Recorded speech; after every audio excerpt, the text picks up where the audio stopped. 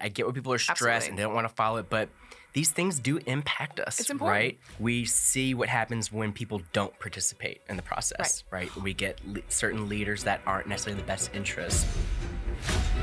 Premise of this, right, is that it is How it's supposed framed. to protect women, right? Yes. It's called the Women's Safety and Protection Act. So Right, is it really about safety? how do you determine if someone is using the appropriate facility? Louisiana's constitution is incredibly long. It's one of the longest in the country.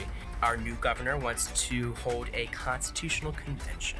So hashtag ConCon. Con. So he wants to do what took 2 years in 2 weeks. What's the purpose of this power grab? This public records bill. It kind of came out of nowhere. Did it really come out of nowhere? Because we know our dear governor, as Attorney General, already has a history of pushing back on public records requests. What are you trying to hide? Hey guys, real quick, before we get into it, do us a favor and subscribe to our channel. That way you don't miss out on any of the tea. Thanks. Hi, Charles. Hi, Tasha. How are you doing? I'm great. I'm ready for episode 2. How about you? I know, this is exciting. Episode 2. So we're doing a whole different topic. So let's tell our listeners what we are talking We about. are getting into politics. Yes. So we're going to talk about the Louisiana legislative session. So all the states are in there. Juicy. All the states are in session right now, ours included, and we're going to talk about 3 bills mainly. But let's talk first. How did you and I we're very political people. How did we become political people? Well, I mean, I feel like I've always been pretty interested in politics. Mm-hmm. Me Even too, as a me kid, too. I think again, Mayor of Terrytown. going back to our childhood, still lots of times where we, we're discussing things happening in the world. I think we went to a middle school where we had a pretty engaged, social studies teacher that really challenged us. I agree. And so even as kids, we were having these kinds of conversations. I definitely think it's carried over into our adulthood as things like Katrina. We're also jaded millennials, right? Look. So we've been through a lot. 9/11, Katrina, the recession, you name We're it. exhausted millennials. Exhausted. We are just Disillusioned. drained and disillusioned. And all we can do is complain about politics while Agreed. we, drink our overpriced lattes. Yep. And you mentioned Katrina, and I think it's safe to say that Katrina really, in a way, made us even more political and radical. And for those who live here, everything is framed pre and post Katrina. Absolutely. Right? You can't escape it. It's there. And I really think that brought us to, further into politics. Yeah, right? I think it's that moment in your life where you really realize and it really solidifies that these people in these far-reaching places, whether it's the legislature in Baton Rouge or all the way out in D.C., that the things that they're doing, the decisions that they're making have a direct impact on your everyday life and just how important it is to be tapped into and dialed into what is going on in those places. And it's not always easy, right? It's not. Because as people who've, read whether federal or state level legislation, it's dense, it's intentionally complicated, and I think it's really hard for people on a day-to-day basis to really be tapped into what's going on and to know.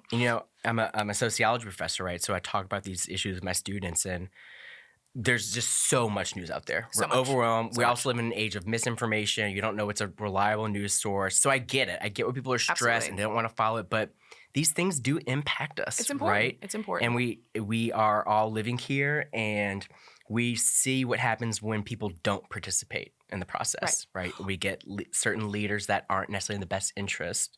And just when people aren't aware, right? Exactly. They think they're supporting one thing and don't understand either what it really means or the downstream impact. You got to of read it. between the lines, right? Got to read between the lines. And so that's what we're going to try to help folks do today In this episode. on this episode. Definitely. Do a little I agree. reading between the lines.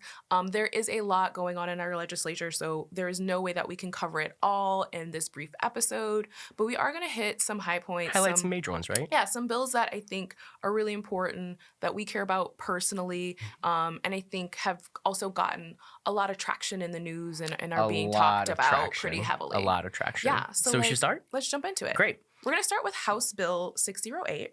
Great. It is the Women's Safety and Protection Act. Louisiana's version of the bathroom The quote-unquote bill, bathroom bill, right? Which has been, I feel like, not to single out some states, but Texas and Florida kind of set the North precedent. Carolina's in there. True, North Carolina. People forget about North Carolina, but man, that's another conversation.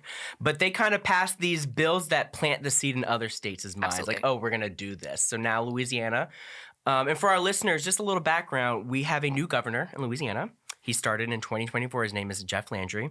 And this is coming off of 8 years of a Democrat governor, the only one in the South, John Bel Edwards.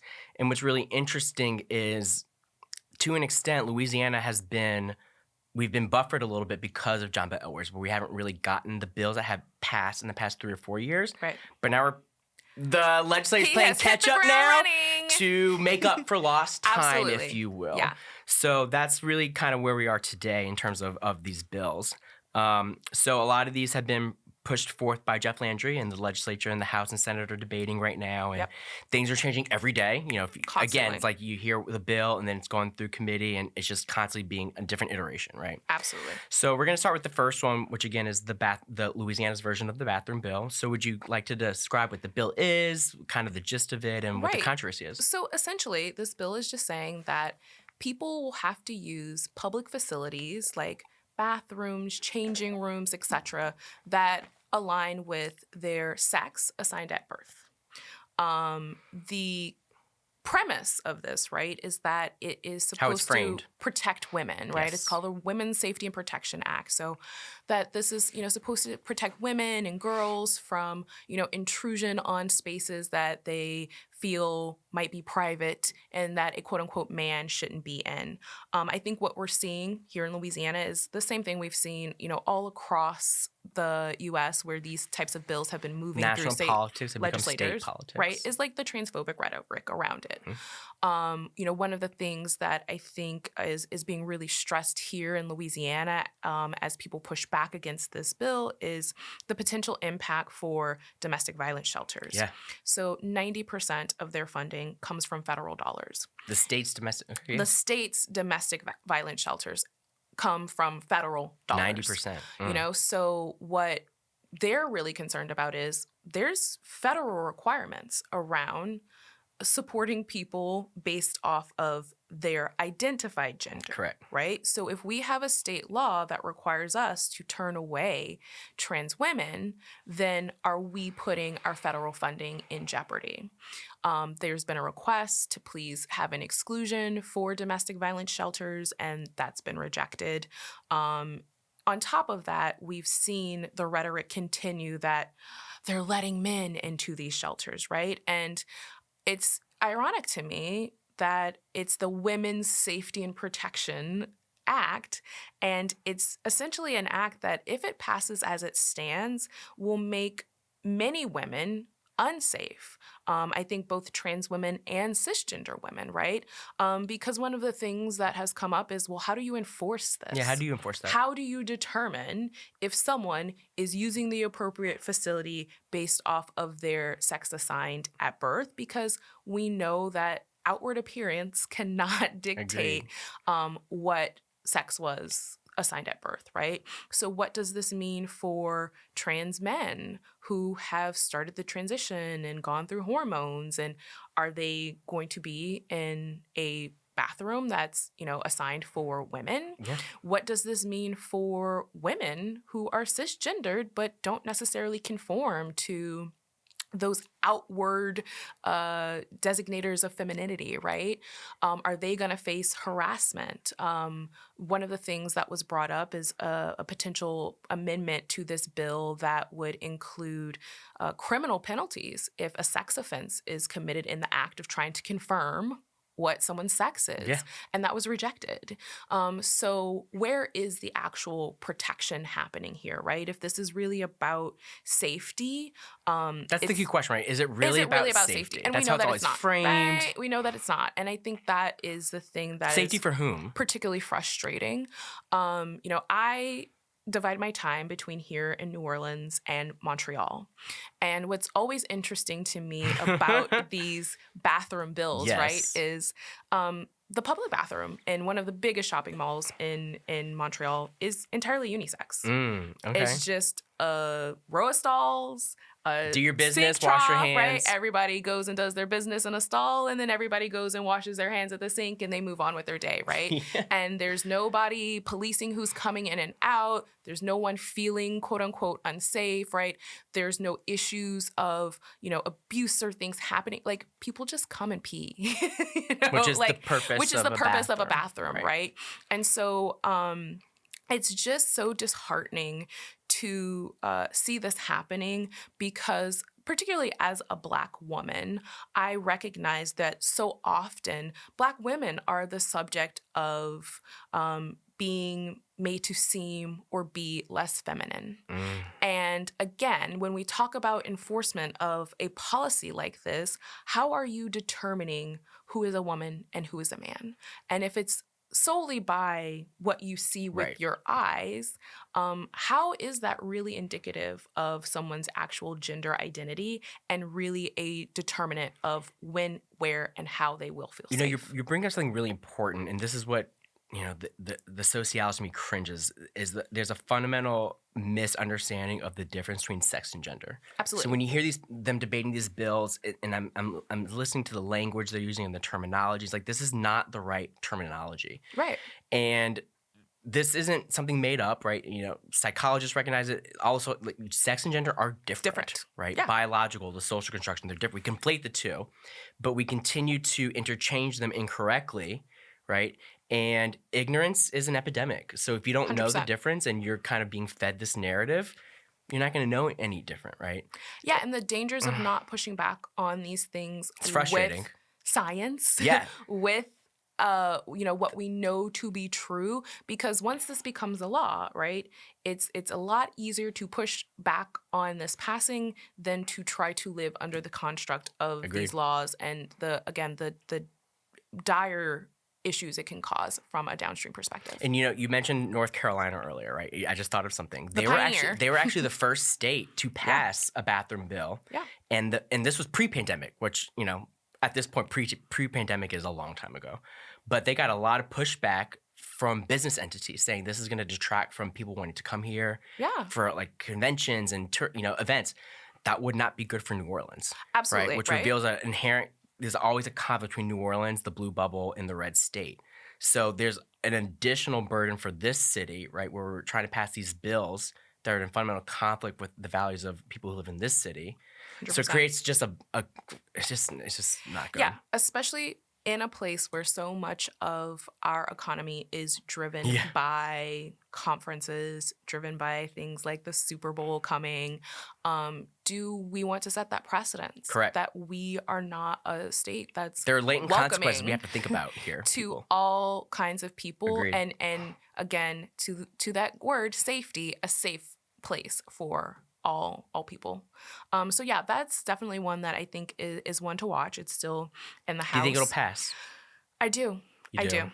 For sure, I think it'll pass the House, and I think it will pass through the Senate. I think we have already seen a precedence set in other states that these are successful. Again, we're playing catch up, right? Right, yeah. So I think this is definitely one, as we kind of move through some of these bills we're going to talk about today, this is definitely one that I am almost certain, maybe not exactly as it looks right now, but some iteration of it is definitely going to pass and will become law. And I just hope for young people all across the state that, this isn't something that is going to, sort of mar their youth and growing up. It doesn't send a good message, right? We don't value you. And it doesn't You're lesser than. Safe communities. And again, for all people, right? This is something that is directly aimed at trans people, but is something that I think really does create an unsafe environment for all of us, right? And if one of us is unsafe, then all of us are unsafe. You can't say that again for the people in the back. Wait, can you hear me? Thank you. So I definitely think this is one. It's going to pass in some form or fashion. I hate saying that, but it pains me to say it. I do definitely hope that the shelters can get enough support that we can at least get, an exclusion for those kinds of entities that really do serve our communities and serve some of the most vulnerable in our communities, that they can still operate in a way that is going to allow them to continue to do the work that they do.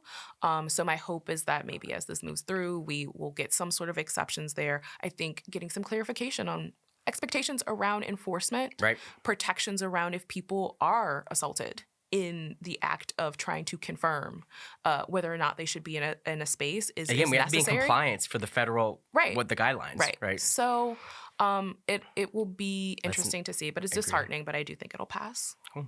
Yeah. So should we talk about another bill? We got another one coming. All right, cool. So let's talk about.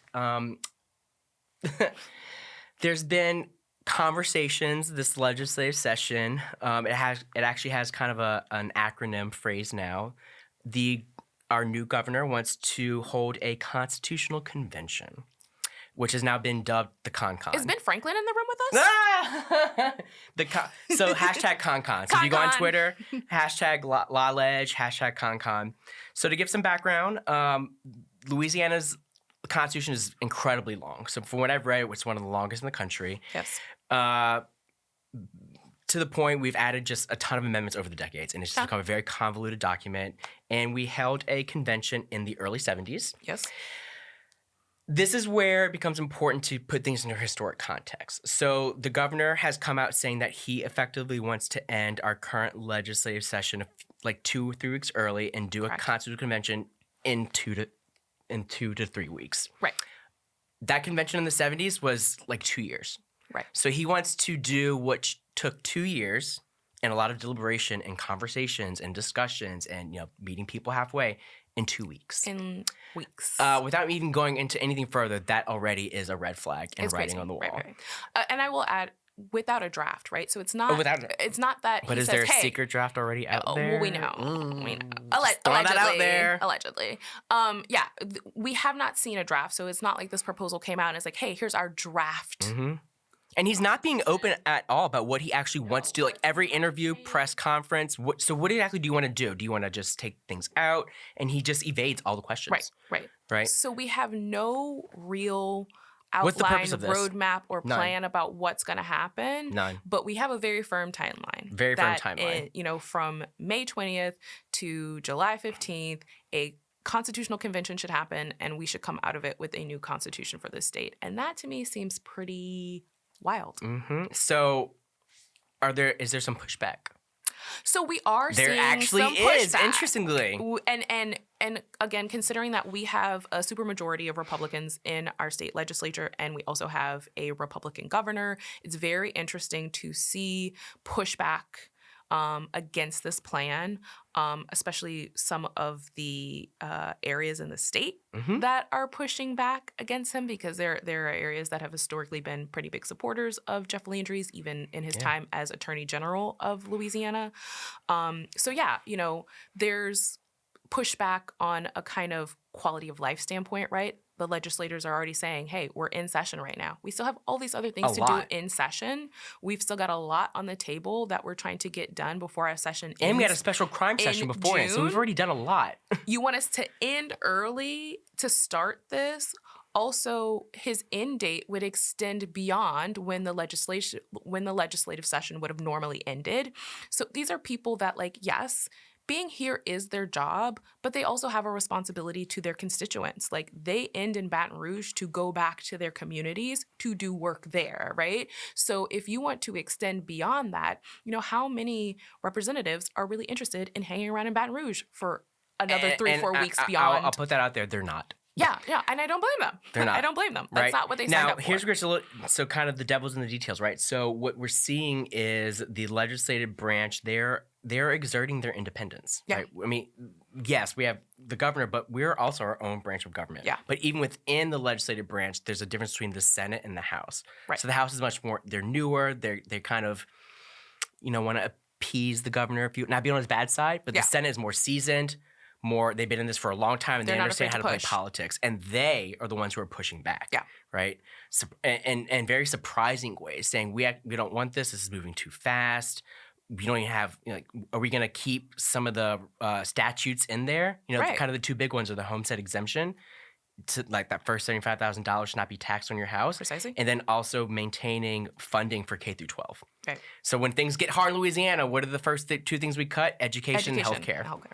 So that's kind of the conversation. And there's so much pushback, but it just really makes you wonder, why are you trying to move so fast? Why, Etosha, are they trying to move so fast? That is the big question. Let's talk about that. Why is this being pushed so aggressively? My personal opinion is, while we don't know what components of the Constitution he's trying to change, we do know that if you take things out of the Constitution and make them just statutes, it makes it much easier to repeal things, change things, edit things, because the majority that you need within the state legislature changes dramatically. Correct. So it, to me, appears to be power grab? Indirect way of the governor exerting more power and trying to push more power to the gubernatorial seat in the state, which, to your point earlier of the legislation is really saying, hey, we're our own branch and we're going to push back on this. We have these different components of our government for that balance of power. Right.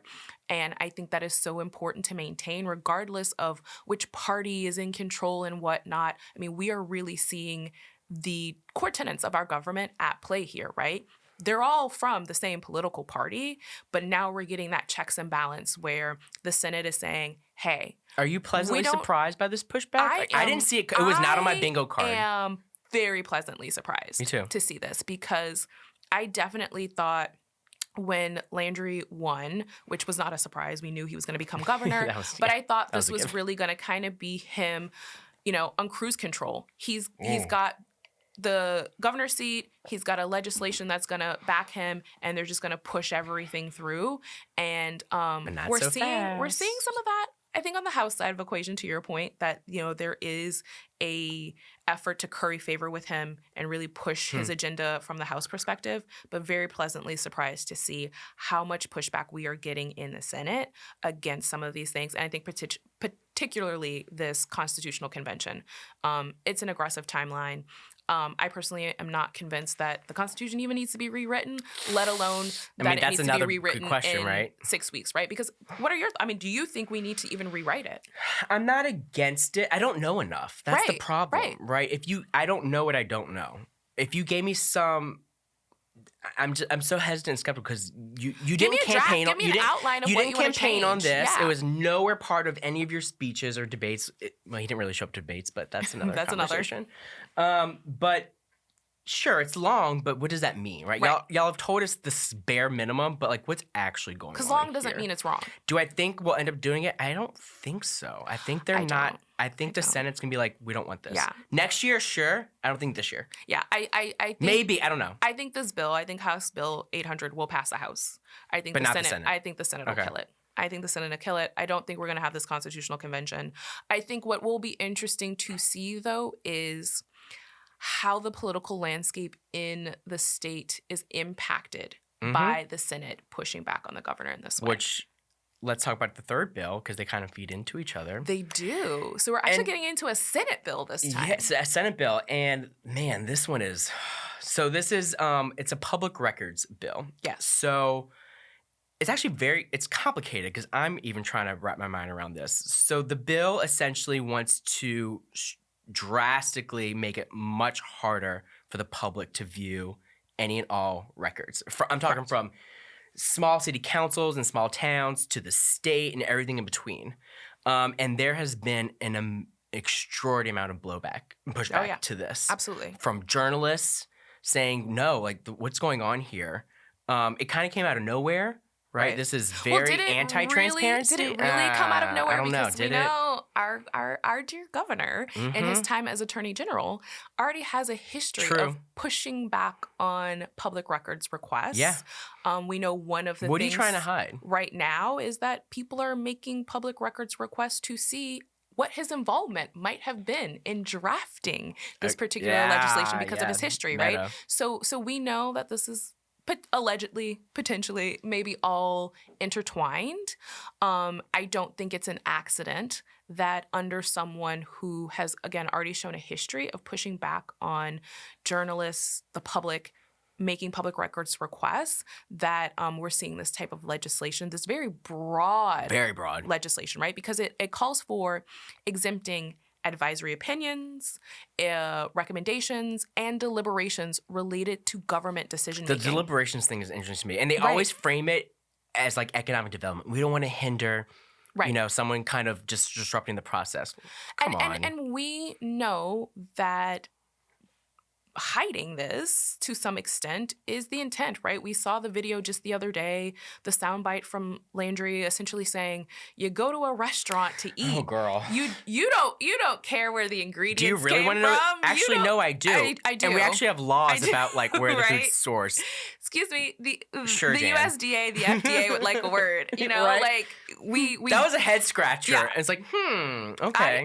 I do. Like the health department goes into restaurants to make sure that things are not spoiled or rotten, that they're, So it was wild to me that was the analogy he used, because if there's any place that people are like, I want to know what went into that, it's like, I want to know how the sausage is made. He misread the room. Yeah, he definitely did. Considering that this is a Senate bill, though, this is one that is very concerning to me, because the Senate's kind of been the place where I think we've seen the most pushback on Landry's current agendas. And so to see this coming up through there is very scary, because this could have such far-reaching impact, right?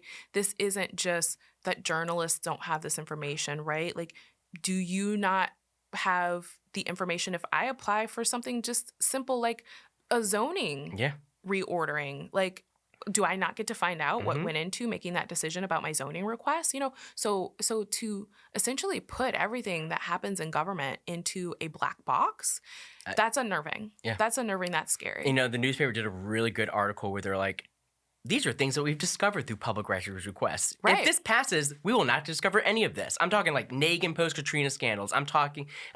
All these things. NOPD. So many things. This scandal. If that passes, we will not get any of that. Even Lee Zurich went up to Baton Rouge. So, for those who aren't familiar, Lee Zurich's an investigative journalist, and it's kind of a known thing. If he's there, you're screwed. Because he knows something, you're done for.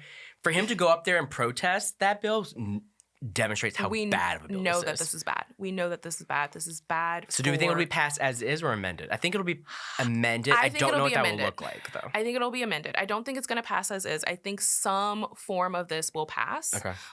What we will see is lawsuits, right? Like, this violates the First Amendment. Oh. So this, I don't think, will stand, but I think we're up for a really long, arduous battle around this particular issue, because I do think some variation of this is going to pass, and the only way to strike it down is going to be through lawsuits. I agree. Man. So do we want to give some, we're kind of wrapping up near the end, some Pelican point summaries Pelican points. Yeah, we're calling this a little Pelican point. Some summary final thoughts on what we're talking about. So what's our Pelican points for this episode? HB Bill 608, Women's Safety and Protection Act, Louisiana's AKA bathroom bill. The bathroom bill. We think it's going to pass. It's unfortunate. I don't think that it's going to create safe spaces in our state, but I think as it stands, it is going to restrict people to using those spaces based off of their sex assigned at birth rather than their appropriate gender identity. It's unfortunate. It's disappointing. I think that's where we're heading on that one. Yeah. I agree. I think we're both in agreement on House Bill 800 for the Constitutional Convention. That is flying through the House. Con is coming. She's passing. I think the Senate's going to squash her, though. Me too. Hopefully. And then Senate Bill 482 for the public records. I think some iteration of that is definitely going to pass. I don't think it's going to pass exactly in the form that it's in right now, but I think we're going to see some version of that pass. And we're going to end up in some long litigation around that. Agreed. Trying to shoot that one down. I'll end on this. I have been very, as cynical and jaded and disillusioned as we are. I've been very wow, thank you for some type of pushback from people. Like I thought it was going to be a blatant just bowing down. Absolutely. But to exert and say no, we are our own separate independent branch of government is important. In 2024. I'll take it. And it gives you a little bit of hope. I think a lot of us here in Louisiana, a little bit. We're not saying a lot here, who weren't on board for Landry as governor, were feeling a little disheartened. It gives a little glimmer, a little peep, a little bit of light. Exactly. At the end of the tunnel. So we'll see. We'll continue to keep our eye on these bills, and these are just 3 of many. So bills. We definitely encourage people to get out there, see what's going on. We will include links to all the articles related to the legislation that we've been digging into in our show notes, and we hope that you'll catch up with us next time. This impacts all of us, and it's important to really keep up with this. Absolutely. Yeah. Well, thanks, Charles. Thank this you. was a good one. Good one. Appreciate it.